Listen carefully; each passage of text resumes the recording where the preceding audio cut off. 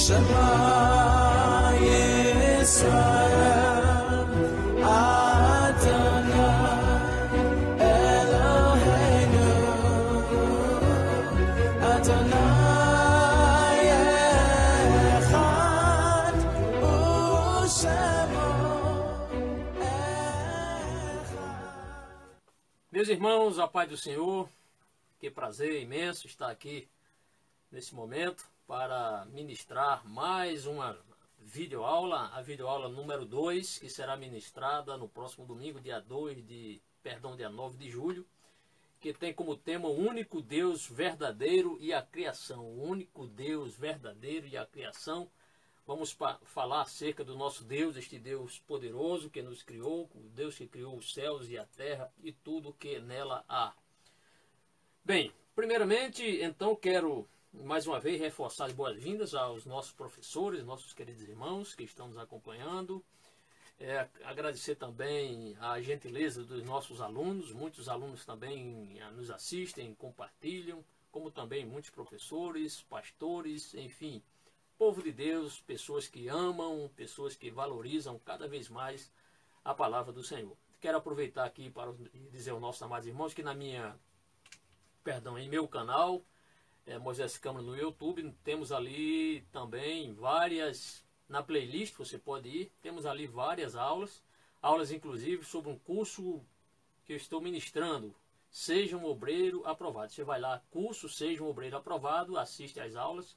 Já temos cerca de 15 aulas, estamos ministrando apenas no livro número 1, a coleção toda tem 6 livros, e é um livro que você pode adquirir em qualquer boa livraria do ramo. Então você procura o livro Seja um Obreiro Aprovado, é da editora Vida Nova, um excelente livro, um livro bastante didático e você vai aprender muito. E este livro ele é bom também porque ele tem uma técnica de memorização muito boa. As perguntas, de vez em quando, uma questão que você já viu anteriormente, novamente volta à tona aquela pergunta, de forma que você vai memorizando. É um excelente curso. Não deixe de adquirir este curso, não deixe de fazer esse curso. Seja um obreiro aprovado. Seja um obreiro aprovado. É isso que nós precisamos. Precisamos explicar às pessoas as razões ou a razão da nossa fé. Para isso nós somos o povo da Bíblia, então não podemos de forma alguma nos eximir, né, de aprender a palavra do Senhor. Bem, meus queridos, então todos sejam bem-vindos à nossa lição número 2, o único Deus verdadeiro e a criação. Quero convidar vocês agora, nesse momento, para que nós leamos o texto áureo.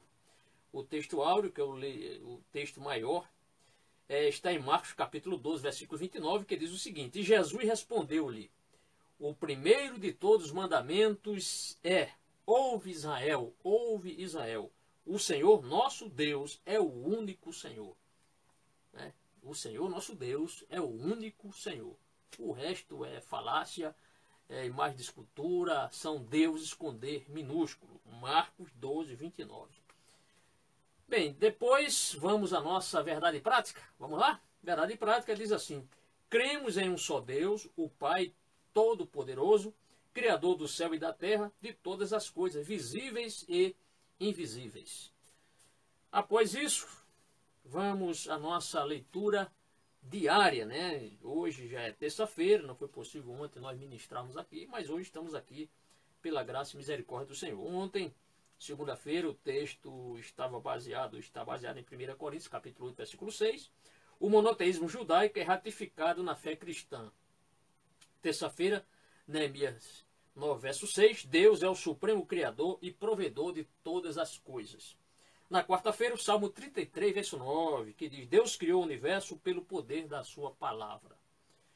Quinta-feira, Gênesis 2, verso 7, a origem do ser humano é Deus. A origem do ser humano é Deus.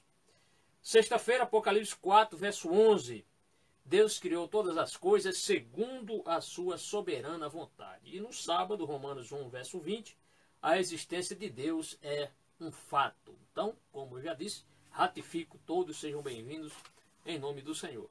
A nossa leitura bíblica em classe, amados, está baseada aqui em Deuteronômio, capítulo 6, verso 4, e Gênesis, capítulo 1, verso 1. Muito sucinta, né? Mas muito expressiva. Só apenas esses dois textos, Deuteronômio, capítulo 6, verso 4, porque diz o seguinte: ouve Israel, o Senhor nosso Deus é o único Senhor. Então vamos aqui o Shemá, né, de Israel. E Gênesis, primeiro capítulo da Bíblia, o primeiro versículo da Bíblia. Veja só. No princípio criou Deus os céus e a terra.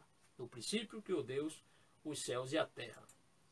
Bem, nós temos nosso objetivo geral, que é mostrar que cremos em um só Deus, o Pai Todo-Poderoso, Criador do céu e da terra. Esse é o nosso objetivo geral. Mas nós temos também os nossos objetivos específicos. Temos 3 objetivos específicos nesta lição. Vamos lá? Bem, os 3 objetivos específicos estão aqui embaixo na tela. Não sei se dá para você ler. Né? Dependendo do tamanho aí, se você está assistindo ou numa TV, né, com a tela grande, no seu computador ou até mesmo no seu smartphone. Mas consta na lição, apenas para os irmãos acompanharem. 3 objetivos, amados. O primeiro é o seguinte: reconhecer que há somente um único Deus verdadeiro. Claro que você reconhece, eu reconheço, mas vamos enfatizar mais isso aí. O segundo objetivo é explicar por que o criacionismo e evolucionismo são antagônicos. Explicar por que o criacionismo e o evolucionismo são antagônicos, né? E terceiro, compreender a narrativa da criação. Compreender a narrativa da criação. Bem, para que possamos, irmãos, atingir esses objetivos, nós vamos seguir este sumário aqui, que consta de uma introdução, sumário de introdução. Temos 3 tópicos, o único Deus verdadeiro é o primeiro tópico, o segundo criação versus evolução, e terceiro, a criação. E por último, uma conclusão.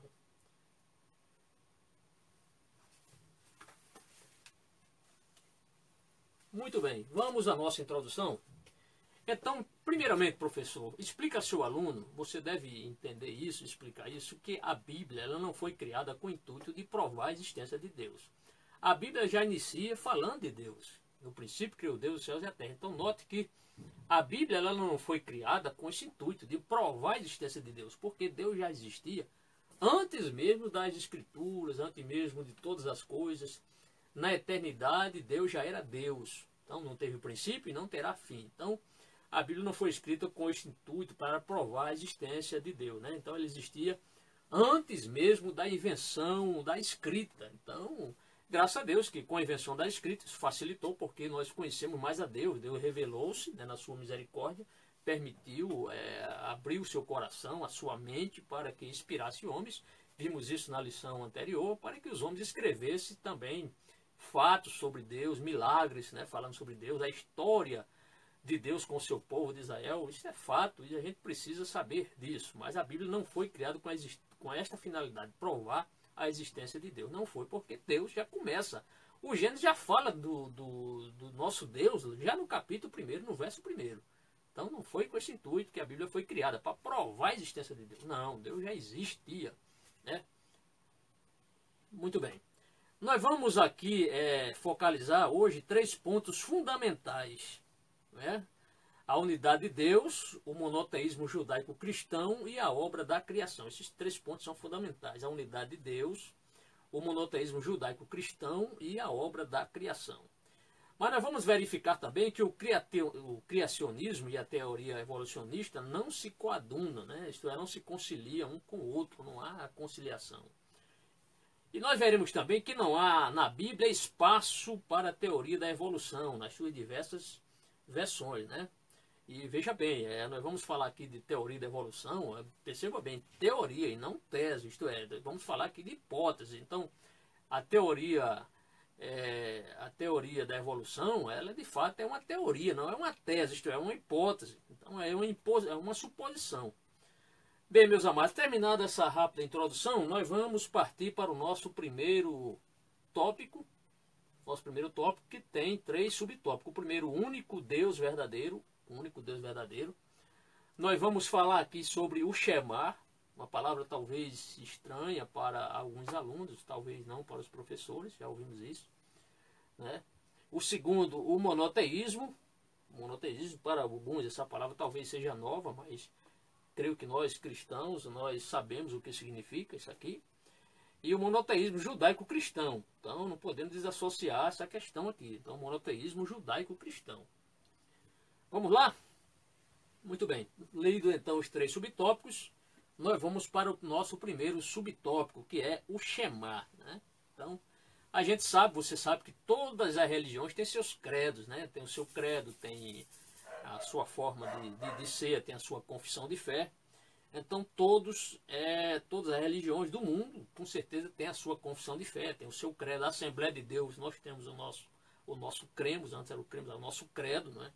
Isso é muito importante para que não fique nenhuma dúvida sobre a nossa doutrina, a doutrina que nós defendemos, a doutrina bíblica apostólica. Muito bem, agora o Shema, né? O que é que significa essa palavra aqui, o Shema? Né? Vamos discorrer aqui. Então, o texto aqui diz, é o imperativo de um verbo hebraico que significa ouvir, obedecer. Nós vamos ler esse texto. O qual inicia o versículo que se tornou, ao longo dos séculos, a confissão de fé dos judeus. Então, todo judeu ele sabe de cor e salteado isso aqui, muito mais, o Shema. Então, o Shema é a sua declaração de fé. Que diz o seguinte, ouve Israel, o Senhor, nosso Deus, é o único Senhor. Isso está em Deuteronômio capítulo 6, versículo 4, nós acabamos de ler há pouco tempo, esse texto. Eu quero ler esse texto aqui, na Bíblia hebraica. Eu tenho uma Bíblia hebraica aqui, claro, traduzida para o português, e mais algumas expressões estão em hebraico. Eu vou ler para os nossos irmãos aqui, Deuteronômio capítulo 6, versículo 4, que diz o seguinte, que é o Shema. Diz assim, ó, Shema Israel, Adonai e Eloheinu, Adonai Echad. Significa, ouça Israel, Adonai, nosso Deus, Adonai é um. Vamos falar sobre essa questão da unidade de Deus. Então aqui, Shema Israel, Adonai, Eloheinu, Adonai Echad. Ouça Israel, Adonai nosso Deus, Adonai é um. Adonai é um. Então, não resta a menor dúvida que a unidade de Deus. Deus é uno, Deus é único. Bem, essa questão é importante, por quê? Porque Deus sabia que o seu povo, quando saísse do Egito, ia se deparar mais à frente com os povos cananeus, que eram povos politeístas, que tinham vários deuses, e Deus sabia que o seu povo iria conviver no meio dessa gente, cercada dessa gente. E o Senhor alerta ao povo de Israel, na sua caminhada para o Egito ainda, entregando a lei, o decálogo. O Senhor aqui expressa, e Moisés escreve isto aqui para ficar para as gerações futuras. Ouve Israel, o Senhor nosso Deus é o único Senhor. Isto é, para Israel não tem a menor dúvida. Não era para Israel sair atrás de outros deuses, não era para Israel adotar o politeísmo, mas sim o monoteísmo, crença em um único Deus. Então os outros deuses criados, você sabe que os outros deuses são criados pelos homens, ou foram criados pelos homens. Né? Aí vem a pergunta, como é que uma criatura pode criar um Deus? Né? Então, se uma criatura imperfeita cria um Deus, imagine quão imperfeito é estes deuses que existem por aí, né? Esses deuses aí, a Bíblia cita o nome de alguns deuses, né? Sempre, lembre-se, Deus, esses deuses aqui sempre serão com Deus, com D minúsculo, porque o único Deus, o D maiúsculo, é o nosso Deus, o Deus de Israel.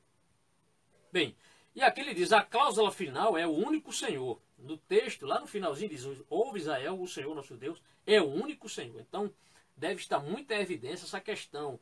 A cláusula final é o único Senhor, também se traduz por o Senhor é um. Então, o único Senhor, o Senhor é um. Nós acabamos de ler aqui o texto, eu vou ler mais uma vez aqui na Bíblia hebraica, claro, hebraica em português, né? Então, no final aqui, diz Israel, Adonai, nosso Deus, Adonai é um. Então, está aqui muito claro. Deus é um. Não é? Deus não é como os deuses das religiões antigas ou das religiões hoje, outras religiões desprovidas do verdadeiro Deus. Então aqui diz, a cláusula final é o único Senhor. Também se traduz por o Senhor é um. Então o único Senhor. E o Senhor é um significa a mesma coisa. O texto aqui, o comentarista cita um texto de Gálatas capítulo 3, versículo 20, é aquele que diz, ora, o mediador não é de um só, mas Deus é um só. Então o mediador, que é Cristo, ele não é mediador de uma só pessoa, mas de milhões e milhões de pessoas. Porém, ele é um só. Ele é um só. Conforme as versões espanhola, Reina Valera e judaica. Eu tenho essa expressão, eu tenho essa Bíblia Valera, Reina Espanhola, Reina Valéria, que ela diz: Oye Israel, Jeová nuestro Deus, Jeová uno es, né? E também essa expressão consta também na Bíblia TB, né? Que é a Bíblia Tradução Brasileira. Bem, amados, um pouquinho mais para frente diz assim: a construção hebraica que permite ambas traduções, de acordo com a declaração de Jesus. O Senhor é um só. Então, quando a gente fala o único Senhor e o Senhor é um só, nós estamos dizendo a mesma coisa, né? Então, ouve Israel, o Senhor é o único Senhor. Ouve Israel, nosso Deus é o único Senhor. E isso está em acordo com outras passagens das Escrituras que mostram que o Senhor é um e o único Deus é o único Senhor. Claro, isso aí está muito fácil de entender. Então, Jesus, inclusive, ele ratifica esse texto aqui de Deuteronômio capítulo 6, versículo 4, lá em Marcos 12, 29 também. Essa tradução, a TB, a tradução brasileira, coloca: o Senhor é um só. A TB, a tradução brasileira. Bem, amados, há aqui um significado teológico importante, porque a mensagem não se restringe apenas ao monoteísmo, mas à ideia de existir um só Deus e de Deus ser um só, de respeito tanto à singularidade quanto à unidade de Deus. Então esse termo, Deus é um só, tanto está falando da sua singularidade, Deus é um Deus singular, quanto à unidade de Deus. E aqui o autor do comentário, ele coloca aqui vários textos, como Zacarias 14, 9, aquele texto que diz: o Senhor será rei sobre toda a terra. Naquele dia, um será o Senhor e um será o seu nome. Por enquanto, há muitos deuses no mundo, né? Deuses criados pelo homem, Deus com D minúsculo, mas somente há um Deus verdadeiro, que é o nosso Deus. Mas Zacarias aqui, profeticamente, ele vaticina dizendo que o Senhor será rei sobre toda a terra. Naquele dia, um só será o Senhor e um será o seu nome. Isto é, isso está apontando para a profecia futurística. Vai acontecer isso ainda, quando o Senhor Jesus Cristo será o Senhor aqui na terra, né? Por enquanto ele não é o Senhor, porque ainda existem ainda os poderes das trevas que ainda estão reinando aqui nesse mundo. A Bíblia diz: o mundo jaz no maligno, mas vai chegar um dia em que o Senhor Jesus há de reinar sobre todas as nações. E aí ele será o Rei dos Reis e o Senhor dos Senhores. E também o Salmo 86, verso 10, ele aponta para a unicidade de Deus, né? Quando ele diz: só tu és Deus, na parte B do texto. Bem, amados, terminando essa parte aqui sobre o Shema, que é importante destacar aqui no Shema, é que Israel só considera o Senhor como único Deus.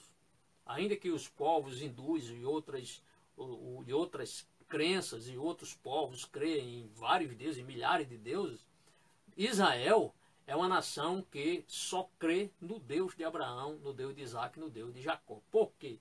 Porque eles foram ensinados desde os primórdios a crer que Deus é o único Senhor. Os demais são abominações, os demais foram deuses inventados, criados pela mitologia grega, criados por Roma, né, antiga Roma, etc., e outros povos antigos, antigo Egito, etc. Vamos à questão do monoteísmo, né? Então, o monoteísmo. O que é monoteísmo? Explique lá para o seu aluno. É a crença em um só Deus. Então, é uma palavra, esta palavra a lição não explica, mas aqui eu quero explicar, se você quiser tomar nota. O monoteísmo, ele tem origem em duas palavras gregas. Monos, que significa único, monos, acentuado esse monos aí, monos, significa único, e Theos significa Deus. Então, por isso que único Deus. Então, o monoteísmo é a crença em um só Deus. E essa crença se distingue do politeísmo. Por quê? Porque o politeísmo adota adota vários deuses, né? A crença em vários deuses. Então, o monoteísmo é a crença em um único Deus. O politeísmo é a crença em mais de um Deus, né? Existe mais de um Deus para eles crerem, né? Assim. E esse politeísmo ele foi bastante acentuado na época das civilizações antigas, né? Assim como aconteceu na Roma Antiga, na Grécia Antiga, tantos e tantos deuses ali do panteão dos deuses gregos, né? Tudo falsidade, tudo coisa inventada pelo homem. E também no Antigo Egito havia essa questão dos deuses. E como até hoje isso ainda perdura, infelizmente. Então nós já vimos o que é monoteísmo, é a crença em um único Deus. Vimos que o politeísmo é a crença em mais de um Deus. Agora existe o hanoteísmo. Esse Hanó é escrito com um H. Hanoteísmo, o que é isso? É a adoração de um único Deus, mas reconhecendo a existência de vários. Então isso aqui é interessante, que o professor anote, leve para a sua sala de aula, porque a revista não fala sobre isso. Pastor, e se alguém perguntar ao professor o que é o hanoteísmo? O hanoteísmo é a crença ou adoração de um único Deus. Há pessoas que adoram um único Deus, mas admite ou reconhece a existência de outros deuses. É claro que isso está em desacordo com a nossa fé cristã ou com a fé judaica. A fé judaica, como a fé cristã, só crê em um único Deus e não admitimos a existência de outro Deus, não, de forma alguma. Então, o monoteísmo é a crença em um único Deus, o politeísmo é a crença em mais de um Deus, e o hanoteísmo é a crença em um único Deus, mas admitindo ou reconhecendo a existência de vários deuses. Quer dizer, como é essa fé? Como é que esta fé pode dividir? Né? Pode, assim, assimilar tantos e tantos deuses. Mas existe essa questão do hanoteísmo. Hanó não com H, com R, mas com H. A título de curiosidade, se você quiser anotar e levar para a sala de aula.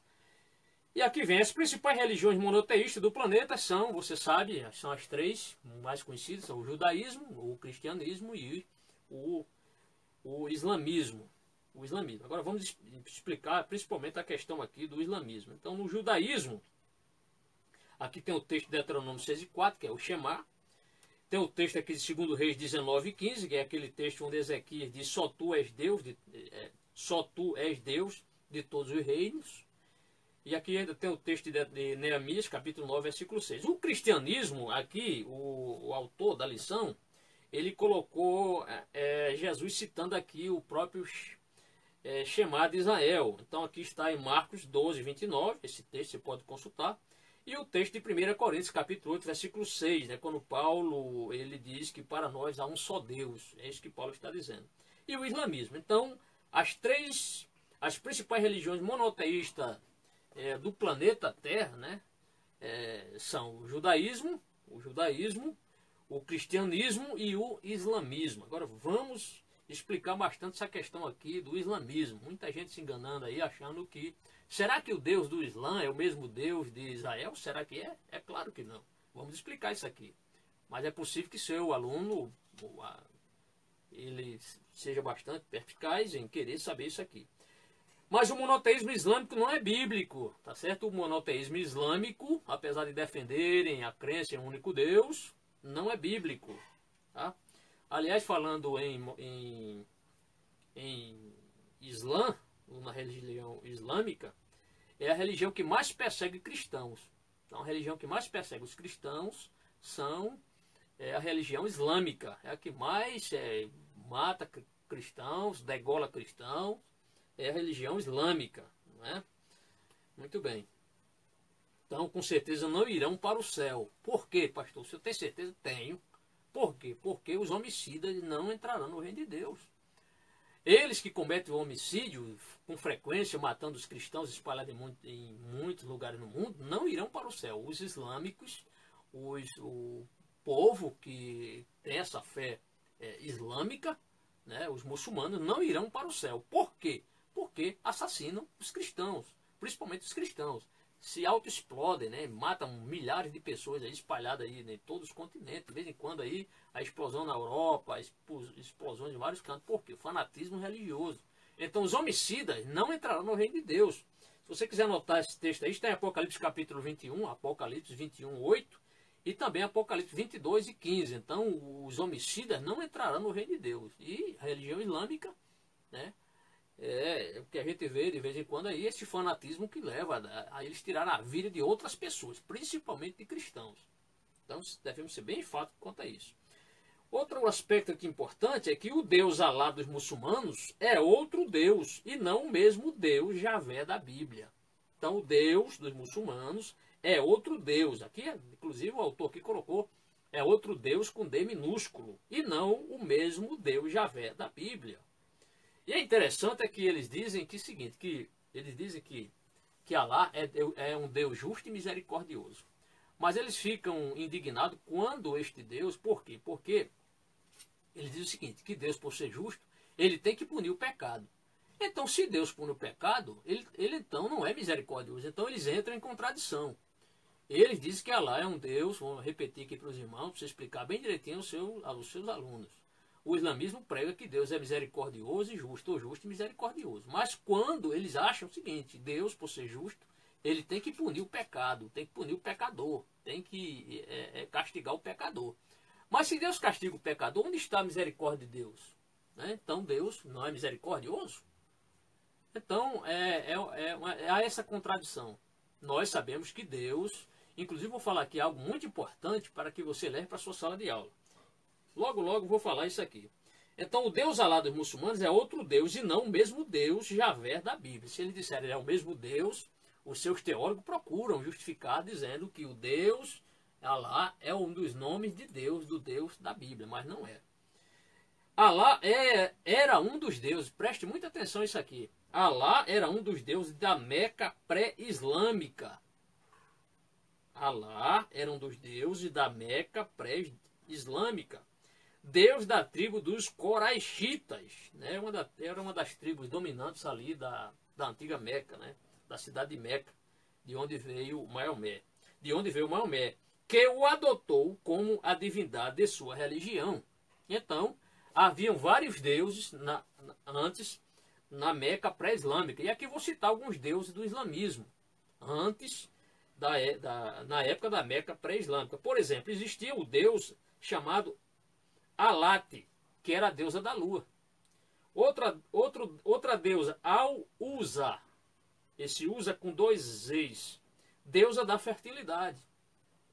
Manata era a deusa do destino. Então eles tinham deuses e tinham deusas. Então o islamismo não é coisa assim para dizer, eles são monoteístas. Se você for estudar toda a história, principalmente tratando-se da Meca pré-islâmica, isso é, antes do islamismo, antes de Maomé adotar o único Deus deles lá, eles eram politeístas. Tem mais, A-M-M, era o Deus do tempo. Outro, Taulab, Deus da lua, e outros deuses. Então, eles eram politeístas. Agora, querer dizer para o povo agora que eles adotaram o único Deus, então eles escolheram entre vários deuses. Este fundador da religião islâmica, Maomé, ele adotou esse Deus. E aí convencionou-se a adotarem só esse Deus. Mas veio do politeísmo. Isso é claro, está claro na história do islamismo. Bem, continuando aqui, amados, nós estamos falando sobre o monoteísmo. O monoteísmo, acabamos de falar. Ainda estamos falando sobre o monoteísmo. O nome Alá não vem da Bíblia. E nunca foi conhecido dos patriarcas. Em nenhum lugar da Bíblia você verá nenhum dos patriarcas, nem Abraão, nem Isaac, nem Jacó, mencionar uma única vez o nome Alá.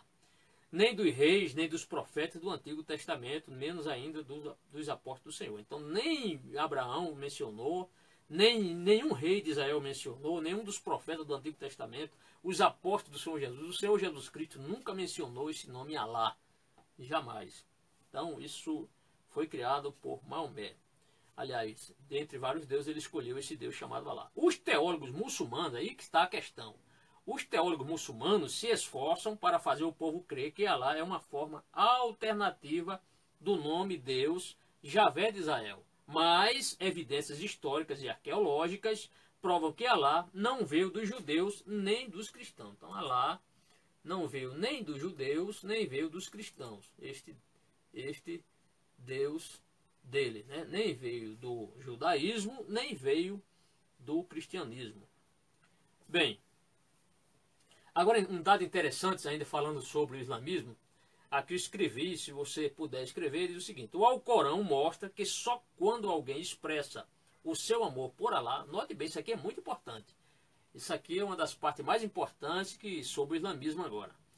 O Alcorão, que é o livro deles, né? O livro da fé deles é o Alcorão e não é a Bíblia, é o Alcorão.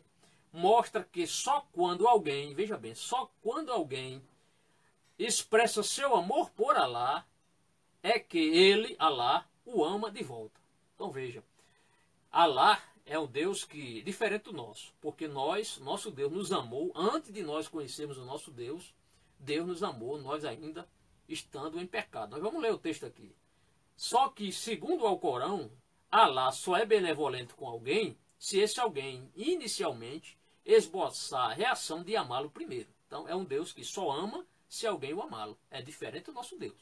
Porque João 3,16, porque Deus amou o mundo de tal maneira. Olha, veja só, Deus amou o mundo de tal maneira.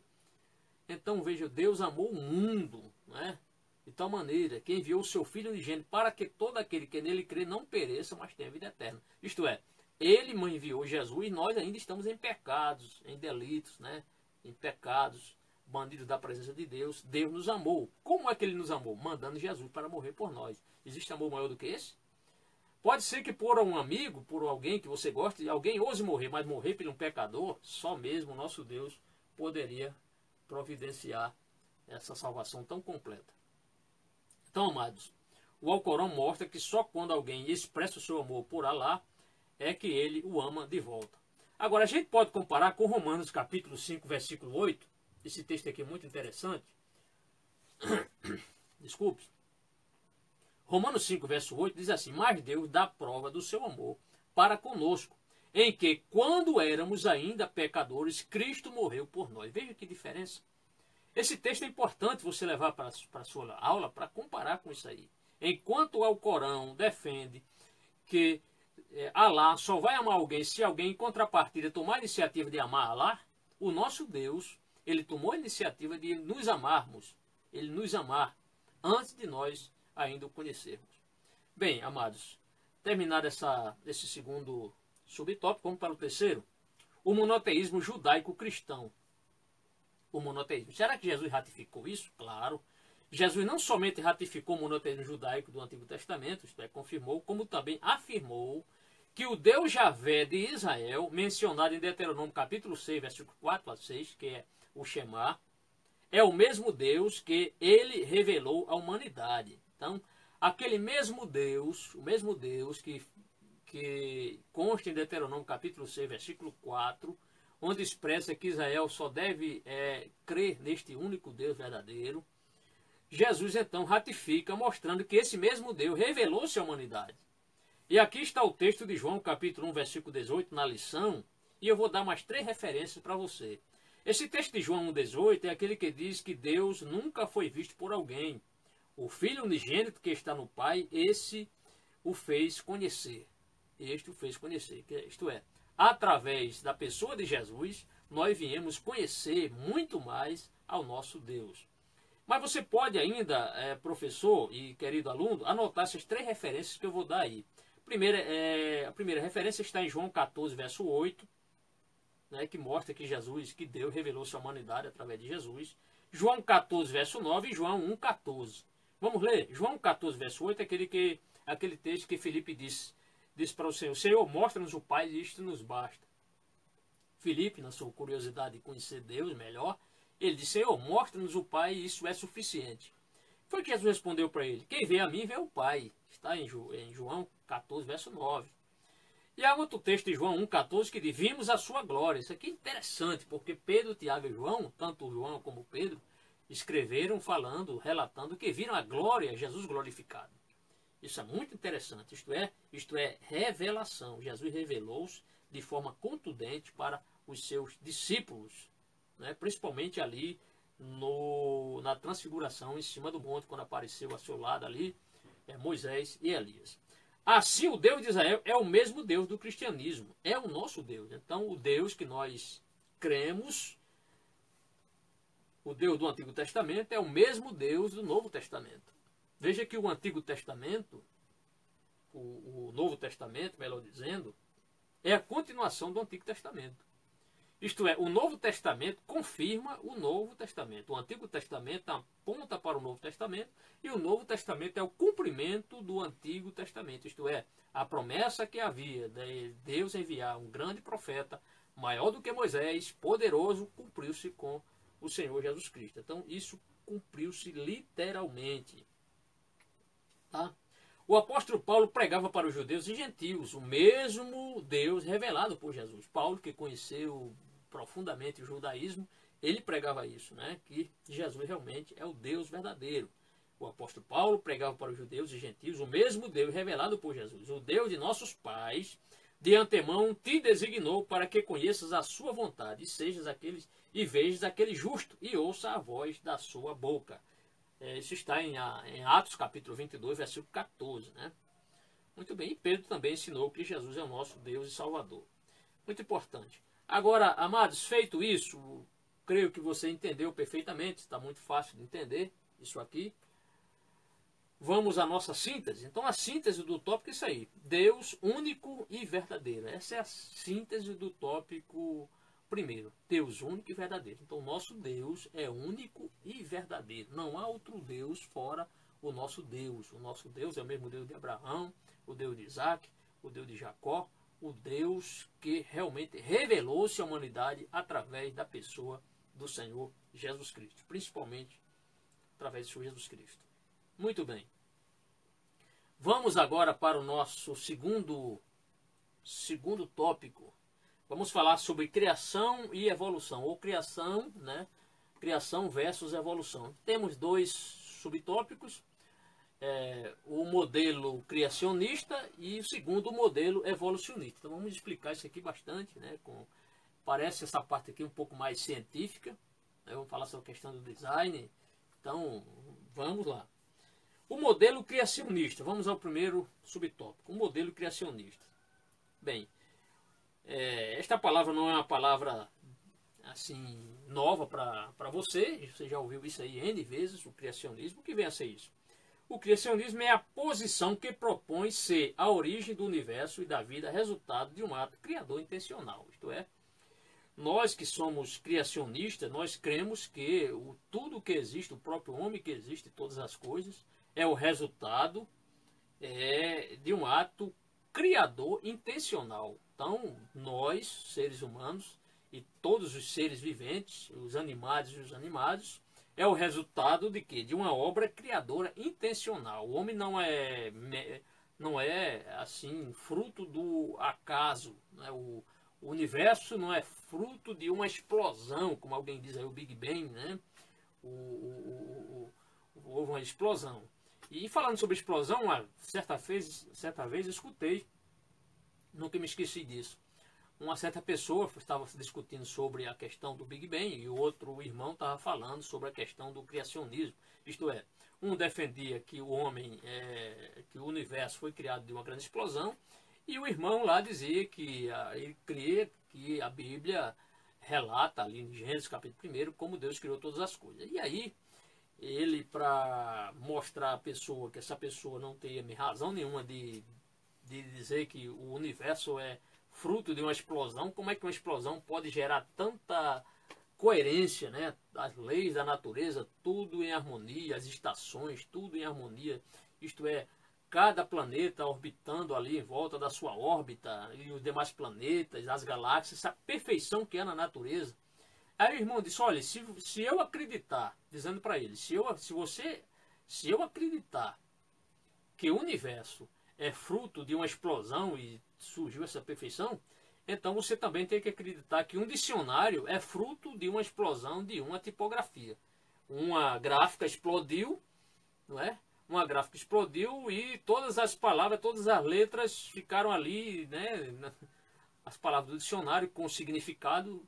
Quer dizer, a pessoa mostrou realmente que se admitir que o universo é fruto de uma explosão, tem que admitir também que um dicionário é fruto de uma explosão de uma tipografia ou de uma gráfica. Então, realmente foi uma grande sabedoria essa resposta do nosso irmão.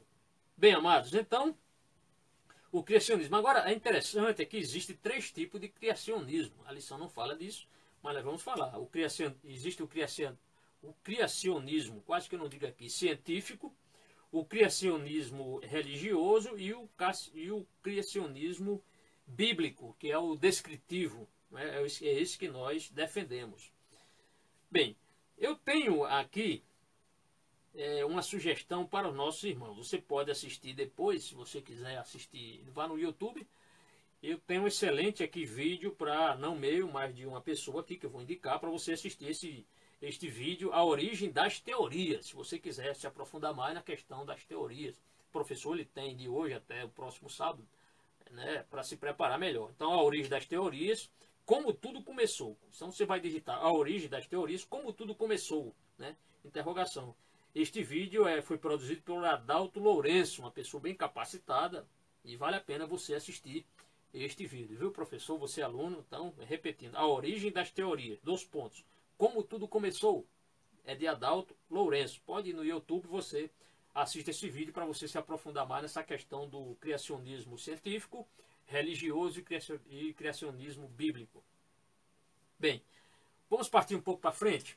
É verdade que a explicação religiosa tem por base a fé. Então, a explicação, amados, para nós crermos que o universo, todas as coisas existentes foram criadas de um ato criativo, né, que foi algo intencional, foi a intenção de Deus em criar todas as coisas.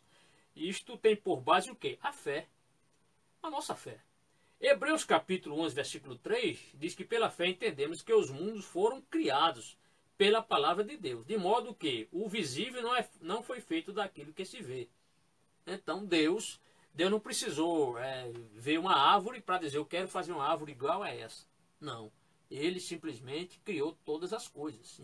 Nada havia antes. Antes não havia coisa nenhuma, só havia Deus, né? Deus, e ele foi falando e isto veio a existir a partir da voz do Criador. Por isso que ele é criador, ele cria, né? Deus não é criativo, o criativo é o diabo, né? O diabo é que é criativo. Deus não, Deus é criador.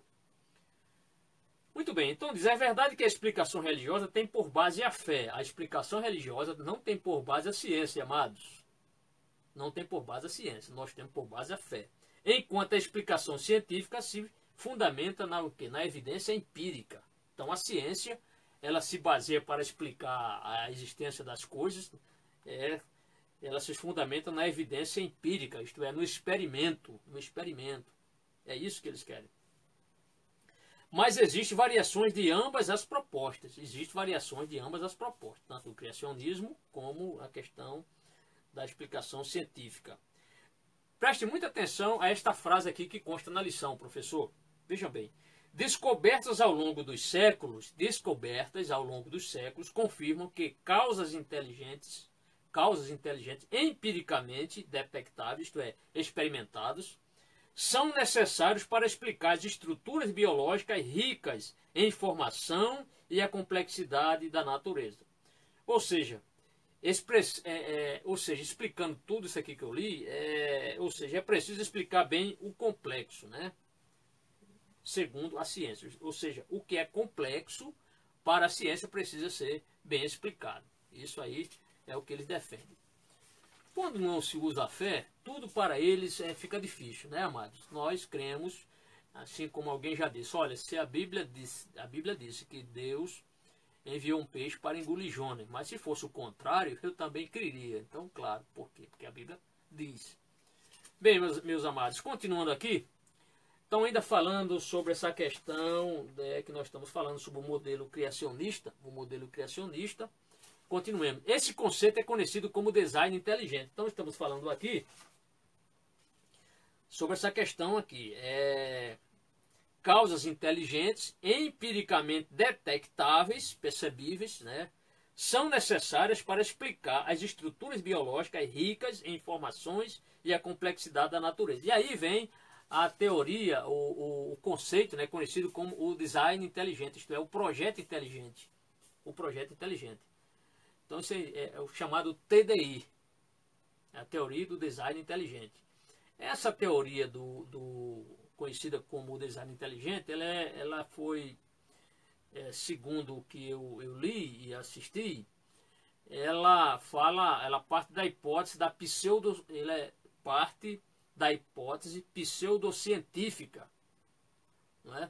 Através de uma campanha chamada neocriacionista, surgiu a partir de movimentos fundamentalistas, ciência criacionista e etc. Vamos voltar aqui. Então, esse conceito é conhecido como design inteligente. O criacionismo e design inteligente podem ser interligados, mas não são a mesma coisa. Então, o design inteligente, isto é, o projeto inteligente,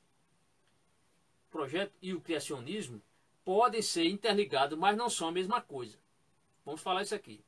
O que vem a ser design inteligente, amados? Está um pouco aqui científica, né? Essa parte aqui, um pouco mais da ciência. Então a explicação para esse design inteligente, isto é, o projeto inteligente, é o seguinte: certas características do universo e dos seres vivos são melhor explorados por uma causa inteligente, ou são melhor explicados, perdão, por uma causa inteligente, e não por um processo não direcionado como a seleção natural. Isto é, ela vem divergir, essa teoria do design inteligente, ela vem se contrapor com a questão da teoria de Charles Darwin, né? A origem das espécies. Né? Por quê? Porque, segundo Darwin, as coisas estão acontecendo por causa de seleção natural, isto é, animais que hoje existem e antes não existiam mais, esses animais se adaptaram por causa da questão da seleção natural. Né? Outros hoje existem, outros não existem mais, porque por uma questão da seleção natural, os mais fracos ficaram para trás e os mais fortes prevaleceram. Só que a teoria do design inteligente, esse conceito, esse conhecimento, ele diz o seguinte: certas características do universo dos seres vivos são melhor explicados, por uma causa inteligente. Então ele diz o seguinte: tudo que existe é porque houve alguém inteligente que resolveu criar essas coisas. Não poderia ser essas coisas, um homem, uma célula tão complexa, um ser humano tão complexo, enfim, os animais são tão complexos que não pode ser fruto do acaso. Isso não pode ser resultado de uma explosão do universo que surgiu a vida na Terra. Existe uma causa inteligente. Quem é essa causa inteligente que nós defendemos? Foi Deus. Intencionalmente, Deus criou essas coisas. Então, hoje, muitos cientistas, milhares de cientistas, têm defendido essa questão dessa teoria chamada aqui o design inteligente. E já estão rejeitando aí a teoria darwinista, né? De Charles Darwin. Por quê? Porque ficou aí muitos elos perdidos que não foram encontrados ainda, muita coisa ainda que não foi explicada. Porém, essa teoria chamada do TDI, a teoria do design inteligente, ela está sendo muito aceita pelos acadêmicos, pela ciência, né? Pelos cientistas. Bem, amados, mas como a gente pode explicar essa questão desse projeto inteligente? Aqui diz: a proposta e a metodologia de ambos não são iguais, pois nem todo criacionista aceita a teoria do design inteligente e vice-versa. Né? Nem todo. Eu creio o seguinte, que foi, claro, Deus fez de forma inteligente, Deus é inteligente, não há dúvida sobre isso, e Deus, intencionalmente, Deus resolveu criar o homem. É tanto que quando você lê, por que Deus cria o homem? Porque Deus precisava que alguém cuidasse do jardim. O jardim estava sem uma pessoa para cuidar do jardim. Então Deus criou o homem e o colocou no jardim do Éden para cuidar, para lavrar do jardim. O jardim, é claro que com a entrada do pecado no mundo, o homem desobedeceu a Deus e aí tomou outro rumo, mas mesmo assim Deus não abandonou o homem, né? Deus nunca abandonou o homem. Deus é um Deus presente. Deus, aliás, Deus é imanente, né? Está presente, próximo à sua criação. Bem, meus amados, uma explicação aqui que nós podemos dar sobre o design inteligente é o seguinte. Por exemplo, você chega na sua casa. Aí você vai lá na cozinha. Quando você chega na cozinha, tem um bolo lá de chocolate. E aí tem uma explicação para você saber como aquele bolo surgiu ali. Duas hipóteses aqui. A primeira hipótese é que alguém da sua casa, certamente a sua esposa, ela tenha todos os ingredientes para fazer o bolo, todos os ingredientes, pelo menos 12 ingredientes ali para ela fazer, fez o bolo, assou o bolo no forno, fez o bolo e está ali em cima da mesa. Então, essa explicação, isto é, havia elementos que esses elementos foram trabalhados para que tal coisa fosse feita, no caso o bolo. Agora, outra explicação, que essa explicação aí é meio darwinista, da teoria do Big Bang, que diz que as coisas aconteceram assim de uma explosão. Vamos à segunda hipótese. Então, a primeira hipótese, alguém para fazer o bolo, você tem os ingredientes. A segunda hipótese é a seguinte, é que um caminhão que vinha carregando aqui farinha de trigo, fermento, leite e todos os produtos para fazer um bolo. Esse caminhão, ao chegar na rua, faltou freio e esse caminhão virou. Depois, ele, como consequência dessa virada, ele veio a capotar, lógico, e incendiou. Quando os bombeiros foram acionados, chegaram lá. E quando chegaram lá, no meio daquela fogueira toda, lá daquele fogo do caminhão que explodiu, havia um bolo de chocolate. Né? Aí, qual é a explicação mais fácil de nós entendermos? Que este bolo foi fruto do acaso? Como é que pode, né? a quantidade certa ali de fermento, de farinha de trigo e todos os produtos, de chocolate, e houve a queimação ali, o incêndio, e fez o bolo. Então, qual você vai crer? Você vai crer, claro, no que alguém inteligente fez o bolo, de forma inteligente, e não conforme mero acaso. É por aí para você explicar essa questão do design inteligente, certo? Para você entender isso aí. Muito bem. Então, o modelo científico do design inteligente propõe que o mundo foi criado, mas não tem como provar em laboratório que Deus o criou. Então, essa é a questão. O modelo científico do design inteligente propõe que o mundo foi criado. Então, chega mais para a Bíblia. Mas não tem como provar em laboratório que Deus o criou. Então, claro, tem a parte da ciência. Eles admitem que houve um ser inteligente, alguém inteligente criou essas coisas, mas não tem isso como provar em laboratório que Deus o criou. Mas aí é onde entra a nossa fé, amados. Então, nós conhecemos, a palavra de Deus mostra que pela fé os mundos foram criados, né? Está aqui, acabamos de ler o texto há pouco instante. Muito bem. Mas você pode também, se quiser se aprofundar mais no design inteligente, eu vou indicar para você aqui, você assistir a origem das teorias, que eu já falei, mas também o estudo sobre o design inteligente.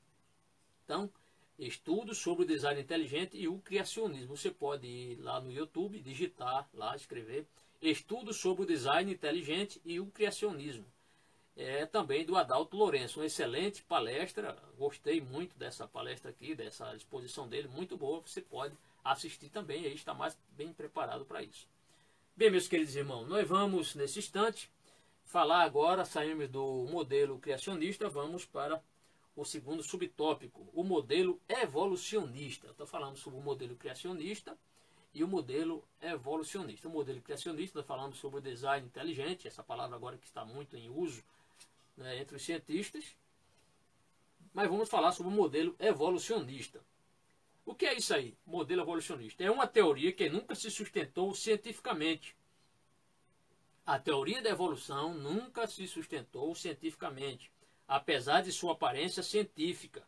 Agora, é interessante é que há um texto em 1 Timóteo, capítulo 6, versículo 20, eu vou ler aqui, diz assim, ó, sobre isso, veja o conselho paulino para o seu discípulo na fé, Timóteo, o seu filho na fé, Timóteo. Observe esse texto aqui. O texto diz assim, sobre isso, Paulo escrevendo, sobre isso, veja o conselho paulino, né, que eu vou falar agora. Diz assim, ó Timóteo, guarda o depósito que te foi confiado. Tendo,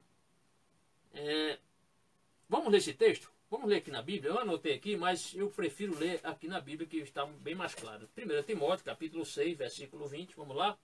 1 Timóteo 6 e 20. Vamos ler. 1 Timóteo, capítulo 6, versículo 20. Procurar aqui o texto. 1 Timóteo 6, verso 20. Aqui. 1 Timóteo, capítulo 6, versículo 20. Diz assim. 6 e 20. Timóteo. Fechar aqui um pouco. Ok.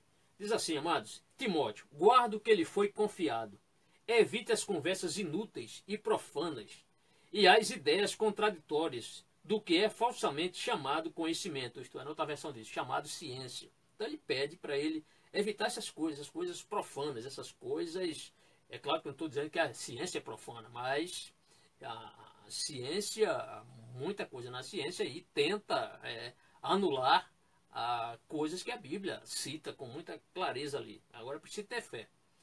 Timóteo, guarda o que ele foi confiado. Evita as conversas inúteis e profanas e as ideias contraditórias. Por exemplo, o darwinismo. Né? O darwinismo está cheio de contradição. Cheio de elos perdidos aí que até hoje nem Darwin conseguiu, com muitos dos seus estudos, ele conseguiu explicar nem mesmo a teoria dele. Então, esse foi o conselho paulino, né? Evitasse essas oposições da falsamente chamada ciência. Tem por base, então, ainda falando sobre o evolucionismo, tem por base pressupostos naturalistas, entre os quais a proposta darwinista da seleção natural, que se destaca como principal mecanismo evolutivo. Então, o que é isso? Mecanismo evolutivo, isto é.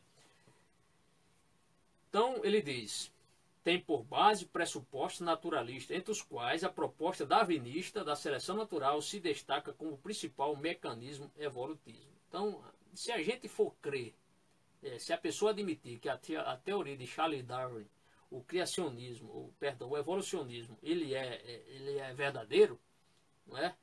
Então, isso é negar que o homem de hoje não tem a mesma aparência do homem que foi criado por Deus.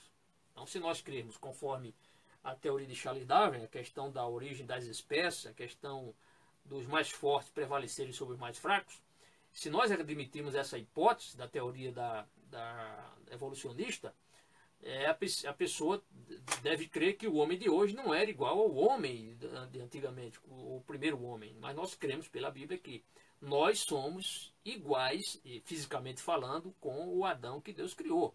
O homem não é fruto da evolução, que antes ele andava como os macacos andam, né? Depois ele ficou ereto, perdeu a cauda. De forma alguma, nós cremos que hoje o ser humano, em pleno século XXI, ele é igual a Adão. Estou falando na questão do aspecto físico, né? Aspecto físico. Essa é a questão. Então, se nós admitirmos o evolucionismo, isso é negar que o homem de hoje não tem a mesma aparência física como Adão. Né? E aí eu quero ler algo aqui importante, amados, que está aqui no livro-texto do autor. Vamos ver se eu encontro aqui o livro-texto. Está aqui. Aqui na página A Razão da Nossa Fé, este livro, não esqueça de adquirir. Na página 27, amados, algo aqui muito interessante que eu vou ler aqui para os nossos irmãos. Ele diz o seguinte, ó. Bíblia e ciência. Não é verdade que a ciência contradiz a Bíblia e vice-versa. Não é verdade que a ciência contradiz a Bíblia e vice-versa. É necessário saber o que realmente é ciência e se os pressupostos científicos são realmente científicos.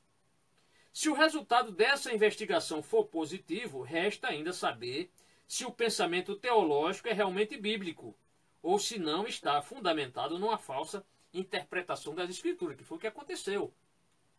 Veja só, um exemplo clássico disso são as descobertas científicas de Galileu Galilei, que contrariavam a interpretação da Igreja Católica e não a Bíblia, pois o Papa achava que apenas o Sol e a Lua se moviam, e não a Terra, com base na interpretação dada à passagem do dia longo de Josué, conforme Josué capítulo 10, versículos 12 a 14. Isto é, o Papa equivocou-se, achou que apenas o Sol e a Lua se moviam, e não a Terra. Quando Galileu comprovou o contrário, eles acharam que este homem aqui merecia ir para a fogueira, né? E quase que Galileu Galilei era morto, né? Dessa forma. Então, por quê? Isso aqui foi uma questão de falta de interpretação teológica. Então, por falta de interpretação teológica, a Igreja Católica se equivocou. Então, isso aqui está bem explicado neste livro, na página 27. Vamos prosseguir. Daqui a pouco vou ler outro texto aqui, bem interessante, está logo adiante. Bem, o naturalismo, a hipótese mais aceita para explicar o evolucionismo, ensina que organismos biológicos existentes evoluíram. Então vejam só o que diz a teoria evolucionista. Vejam só o que diz a teoria evolucionista, amados. Ela ensina que organismos biológicos existentes evoluíram em um longo processo através das eras. Então é isso que eles pregam, né? É isso que eles ensinam. Organismos biológicos evoluíram em um longo processo através das eras. E aí eu preciso ler agora a página 27 desse livro, que também eu marquei aqui, achei interessante.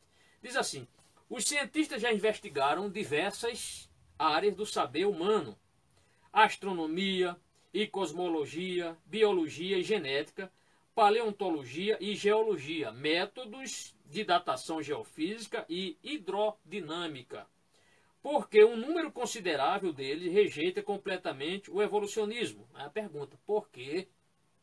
Porque um número considerável deles, isto é, de cientistas, rejeitam completamente o evolucionismo. Muitas coisas no currículo escolar, na área de ciências naturais, precisam ser revistas, segundo um número considerável de cientistas. Então, os próprios cientistas estão dizendo, olha, há lacunas que não são preenchidas na ciência.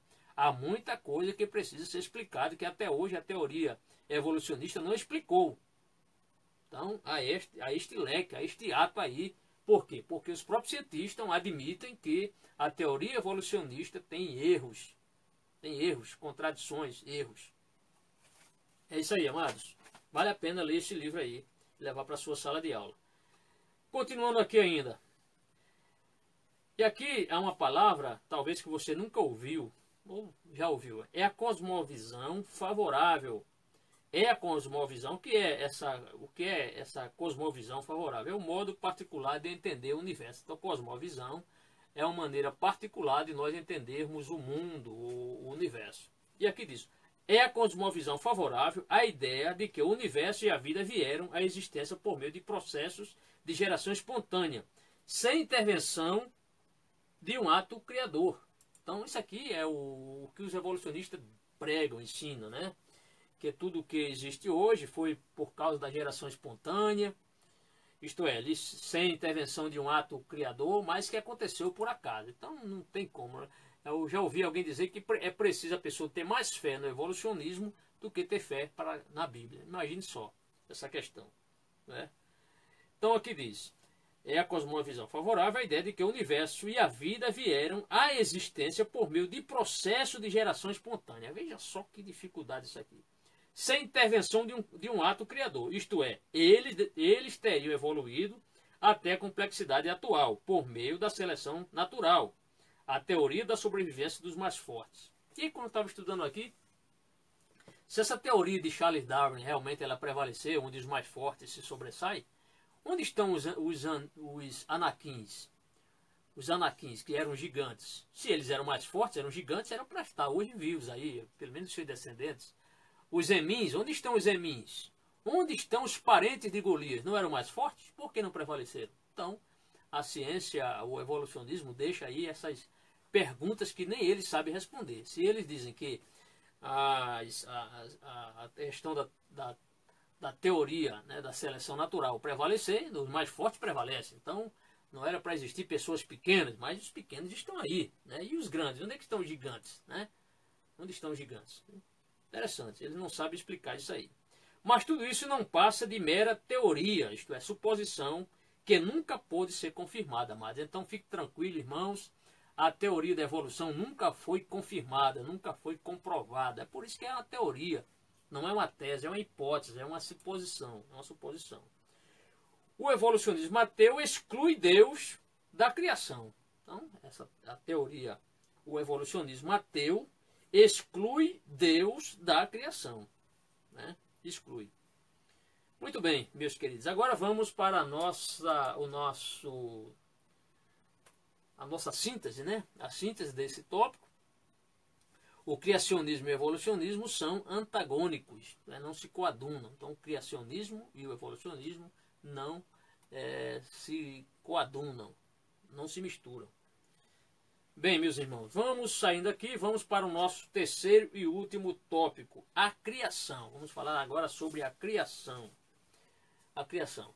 Teremos 3 subtópicos. A criação do universo, segundo nós teremos aqui a narrativa da criação em Gênesis 1, Gênesis 1. E terceiro, teremos a criação do ser humano. Vamos falar agora especificamente sobre a criação. Na criação, é interessante aqui, o texto vai nos dizer o seguinte. A criação do universo. Deus criou o universo do nada. Né? Hebreus 11, verso 3. Nós já lemos o texto aqui. Hebreus 11, verso 3. É a chamada creatio ex nihilo.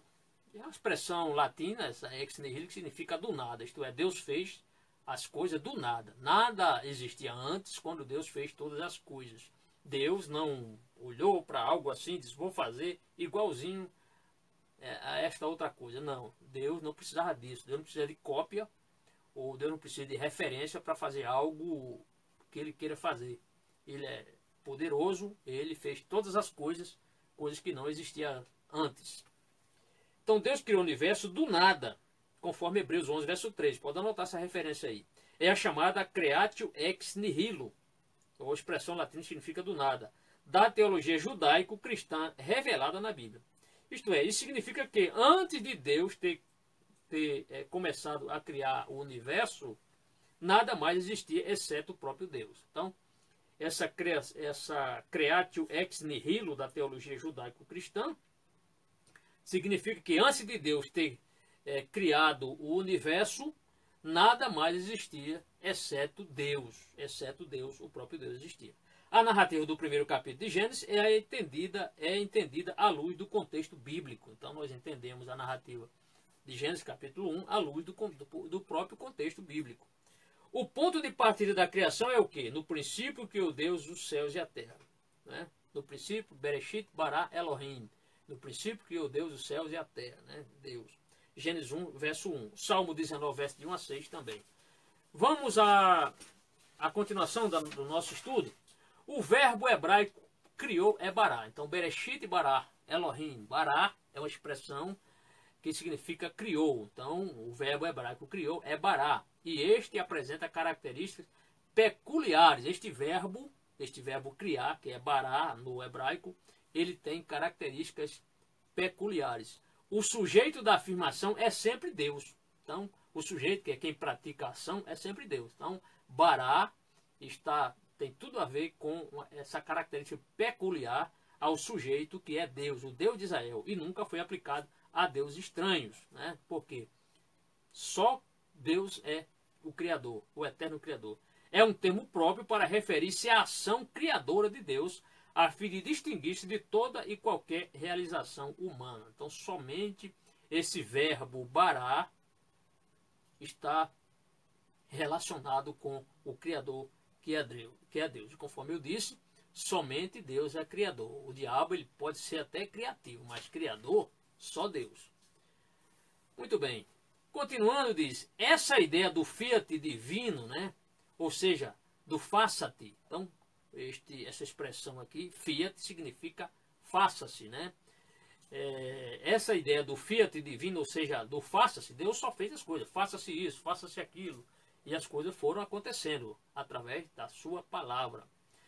Esta expressão faça-se é apoiada em toda a Bíblia. Deus trouxe o universo à existência do nada e de maneira instantânea, pela sua soberana e livre vontade. E aqui tem vários textos, Salmo 33, verso 9, Hebreus 11, verso 3, Apocalipse 4, verso 11. A grande questão aqui, amados, que o aluno pode ter, e outros irmãos, aí perguntar, e realmente essa maneira instantânea de Deus criar todas as coisas, será que os dias foram de 24 horas, ou demorou eras e milênios entre um dia e outro dia? Amados, não vamos entrar aqui em detalhes, mas eu creio que pode ter sido dia de 24 horas, ou até menos. Vamos ficar aqui por 24 horas. Ora, Jesus quando curou pessoas instantaneamente ou demorou? Ou paulatinamente ele foi curando, ele falou para o cego ver, e o cego no primeiro dia ele vê um pouquinho, no outro dia ele vê mais um pouquinho, daqui uma semana ele estava vendo bem? Não. Jesus ele falava e as coisas aconteciam. Então Deus, ele não precisa de eras e eras para as coisas, os dias, as coisas sejam criadas. O próprio Deus pode, no período de 24 horas, ter acontecido essas coisas. Então, nada para Deus é impossível.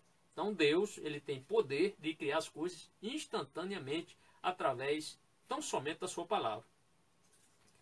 Bem, saindo dessa parte aqui já explicada, vamos para a narrativa, né, da criação em Gênesis 1. Então, aqui o texto diz, no primeiro dia Deus trouxe à existência a luz. Então Deus, como alguém pode dizer, um bom arquiteto, um bom construtor, ele começa logo iluminando o seu palco. Não que Deus precisasse de luz para ele criar, né? Deus, Deus é luz, ele não precisa de luz para criar. Mas ele precisou criar a luz para quê? Para fim de que as plantas recebessem a questão do processo da fotossíntese e etc. E nós, seres humanos, precisamos da energia do sol, não é? Então precisamos dessas coisas. Os seres vivos precisam da luz. Então Deus criou a luz, não que ele precisasse de luz para trabalhar. Deus ele pode trabalhar no escuro, não tem problema nenhum para Deus. Agora, ele, quando criou todas as coisas, ele iluminou o seu palco, né? Ele iluminou a natureza, criou o sol, a lua, as estrelas, né? As galáxias, né? Coisas que o homem nem sonha ainda em descobrir. Deus já criou todas as coisas. Deus já criou todas as coisas. Bem, então, No primeiro dia, Deus trouxe à existência a luz, né? Iluminou ali, conforme nós já falamos aqui, o seu pau. No segundo dia, criou a expansão ou firmamento. Quando a Bíblia fala da expansão e firmamento, ele criou os céus, né? Os céus ainda inexplorados, né? O homem jamais vai chegar lá, a não ser que participe do arrebatamento da igreja, não é? Mas jamais o foguete chegará no céu dos céus, onde está o nosso Deus. E no terceiro dia, o que é que Deus fala então? Disse Deus: ajuntem-se as águas debaixo dos céus num lugar, e apareça a porção seca. Versículo 9. A essa porção seca ele chamou terra, e o ajuntamento das águas mares. Aí Deus saiu dando nome aqui. A porção seca a terra, e o ajuntamento das águas chamou mares. Está no versículo 10. Ainda no terceiro dia surgiram os continentes com seus relevos e a vegetação. Versículos 9 a 13. E ainda os corpos celestes, né? Os corpos celestes, o sol, a lua, as estrelas, é claro, Deus criou, no caso aqui, os corpos celestes, tudo que existia no espaço sideral, né? As galáxias, as forças gravitacionais, tudo Deus criou. O sol, a lua e as estrelas apareceram no quarto dia, versículos 14 a 19. As aves e os animais marinhos surgem no quinto dia, versículos 20 a 23. E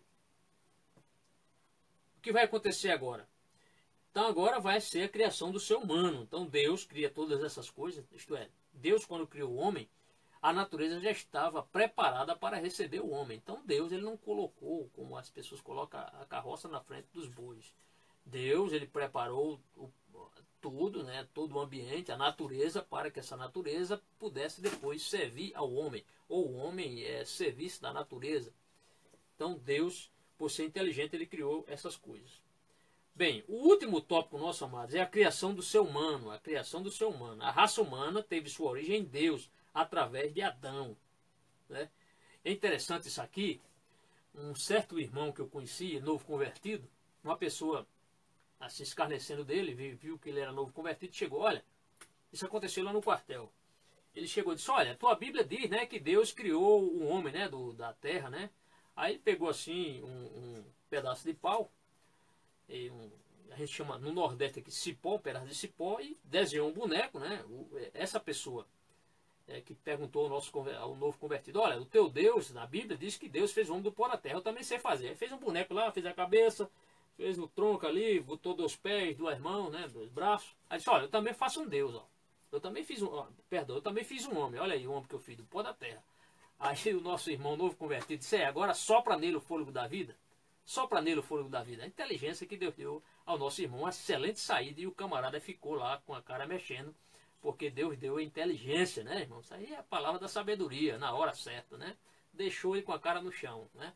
Fez o boneco, olha, tá aí, eu também faço homem. Disse, agora sopra no nariz dele para ver se ele tem um fôlego da vida, né? Que resposta abençoada, né?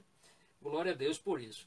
Então, amados, nós, seres humanos, fomos criados, a nossa origem foi em Deus, foi Deus que intencionou e fez o primeiro homem, Adão, né, que está, a raça humana teve sua origem em Deus através de Adão, nada de evolução, nós não éramos macacos antes, os macacos, interessante, se o homem foi fruto dos macacos, como dizem os evolucionistas aí, né, por que existe macaco até hoje, né? Alguém já viu um macaco prestando concurso no Enem, fazendo prova no vestibular, usando óculos? Né? Não.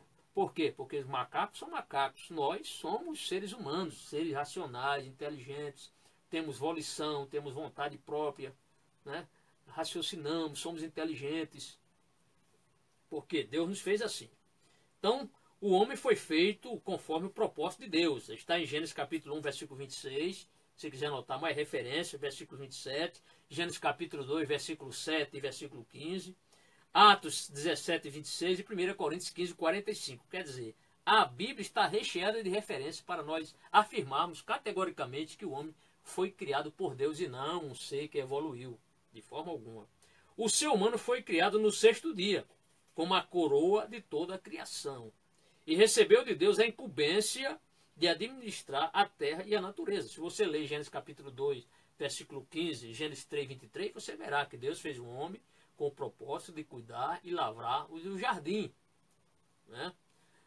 Sobre essa questão do homem ser a coroa da criação, apenas como ilustração, se você quiser falar na sua sala de aula, eu já ouvi um irmão dizer que a obra-prima é a mulher. o homem é o rascunho, né? Ele chega a brincar dizendo que Deus fez a obra-prima, que foi a mulher, e o homem o rascunho, né? Mas é claro que ambos são obra-prima, né? Tanto o homem como a mulher. Aliás, a mulher saiu do homem, né? Deus fez com que Adão, a primeira cirurgia, né? Foi Deus que fez, primeiro o homem. Até hoje, interessante hoje, né? Se alguém vai fazer uma cirurgia, vai se submeter a uma cirurgia, o médico tem que estar lá para o anestesiologista, né? Para fazer com que o paciente durma, para ele não sentir dor. Deus também fez com que o homem dormisse. Deus fez com que Adão dormisse.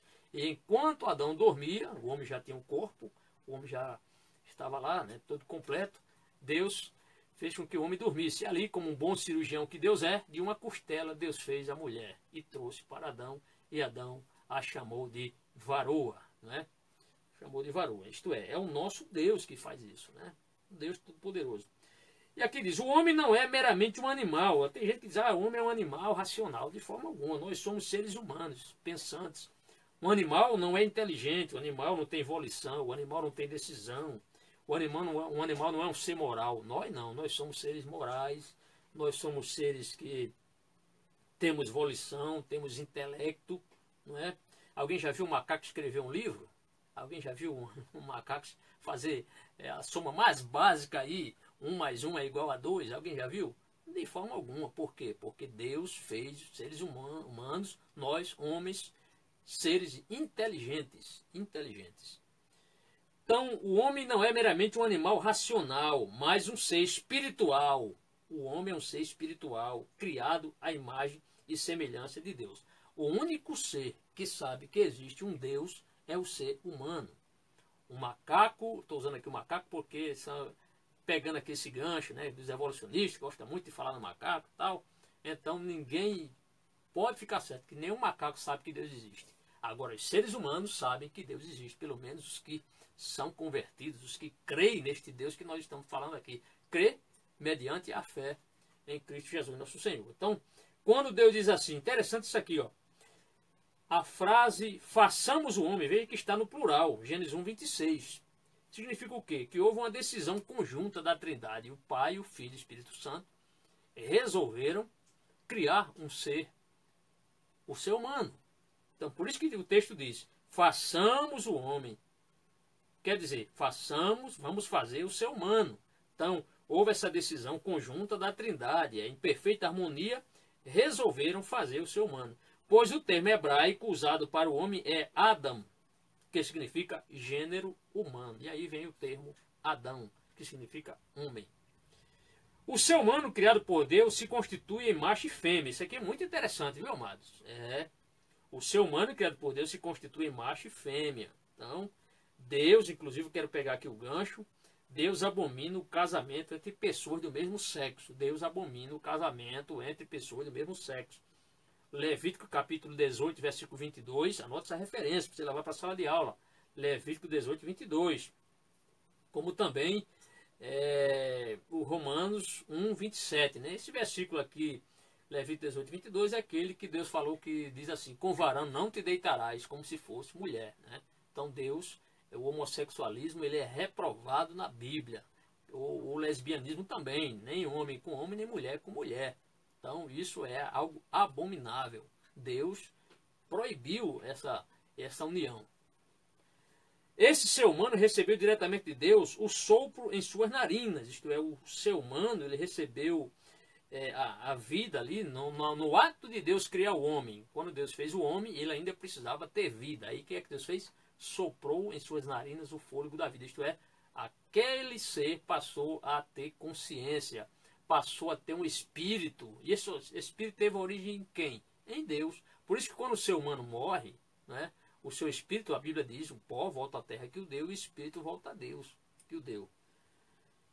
Então, Deus ao soprar colocou vida, isso é, colocou o espírito, colocou a consciência no homem. E já finalizando, amados, em outro lugar a Bíblia revela que Deus o fez um pouco menor do que os anjos. Claro, Salmo 8, verso 5 e Hebreus capítulo 2, versículo 7 a 9. Portanto, meus amados irmãos, vamos agora só fazer a síntese aqui do tópico 3. Aí está, né? A narrativa bíblica, resista, né? A narrativa bíblica, aí o que é que está dizendo? Vamos ler aqui que fica melhor. Ler direto aqui na lição. Vamos ver aqui. A síntese do tópico terceiro. A narrativa bíblica a respeito da criação é verdadeira. E aí eu quero aproveitar aqui e ler a conclusão. Então, a narrativa bíblica a respeito da criação é verdadeira. Claro, nós cremos que a criação ocorreu de acordo com o que está na Bíblia. E por último, já fazendo aqui, terminando o nosso comentário, vamos à nossa conclusão. Bem, diz assim a conclusão, amados. Parece que a irmã Adriana, irmão Jefferson Gomes também está assistindo, irmão Jânio, eu estou um pouco distante aqui, mas quero mandar um abraço, um forte abraço para esses irmãos que estão nos assistindo. Deus abençoe a todos, em nome do Senhor Jesus. Conclusão. Os ensinos inadequados sobre Deus e o Senhor Jesus Cristo exigiram da igreja, desde muito cedo, uma definição sobre o assunto, né? Isto é, precisamos estudar mais a Bíblia. Os principais credos iniciam declarando que Deus é o Criador de todas as coisas no céu e na terra. Trata-se de um resumo do que ensina a Bíblia, desde o Gênesis até Apocalipse. Era uma resposta aos diversos conceitos errôneos dos gnósticos sobre Deus. Por fim, o contexto exige uma resposta similar, pois são muitos os nossos desafios. Então a igreja tem um desafio, a ciência tem se multiplicado, não é? Mas graças a Deus que muitos cientistas hoje estão crendo que existe um ser inteligente. O homem não é fruto do acaso, mas alguém inteligente criou nós, seres humanos, e todas as coisas. As coisas não são explicadas através da teoria evolucionista, muitas lacunas abertas, mas muitos estão admitindo, muitos cientistas estão admitindo que há algo inteligente que criou todas as coisas. E este algo é o nosso Deus, Deus que nos criou, porque Deus é um Deus inteligente. Devemos estar preparados para combater a indiferença religiosa e o ceticismo à nossa volta, que tanto tem contaminado vizinhos, colegas de escola e também do trabalho.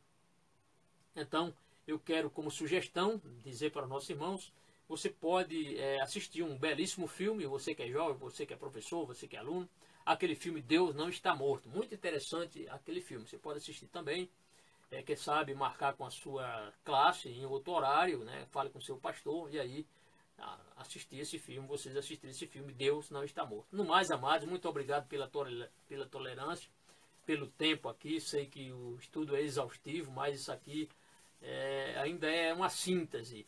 O assunto é profundo, é vasto, que continuemos, amados, a estudar a palavra do Senhor para que possamos explicar a qualquer pessoa a razão ou as razões que temos para professar a nossa fé em Cristo. Até lá, que Deus abençoe. Vou desligar aqui o aparelho. Muito obrigado. Segunda-feira eu conto com você novamente, em nome do Senhor Jesus.